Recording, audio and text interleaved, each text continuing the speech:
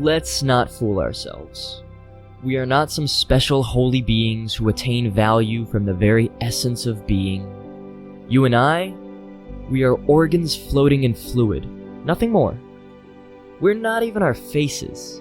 Your face has absolutely nothing to do with who you are as an experiencing machine.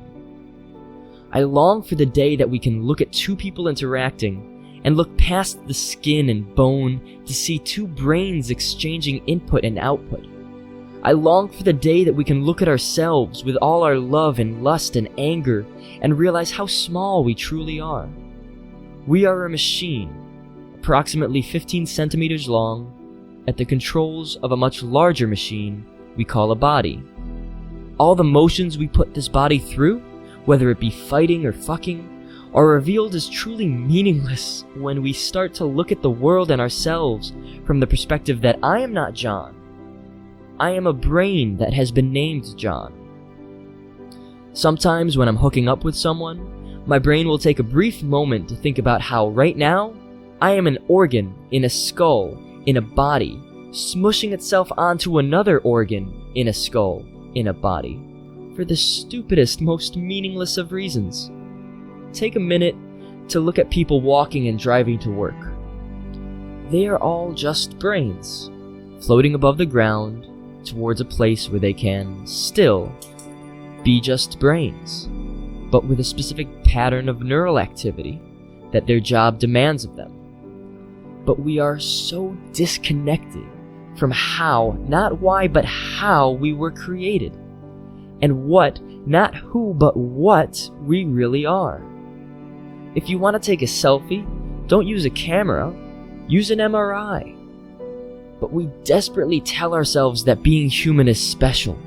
Sometimes the reason is religious, sometimes it's spiritual. But both these explanations are just the instinctual response to the incomprehensible nature of our world. Animals are probably the most religious out of all of us. It's the automatic response to confusion, a desire to understand, even if we have to make something up. I implore you to consider that animals believe in God. Better yet, domesticated animals have met their God. But we're not God. Sure, you can define God differently. You can define God as the explanation for how the universe exists. Everything has an explanation. Nothing is without it. And if you want to call whatever the explanation for the universe is God, then go ahead.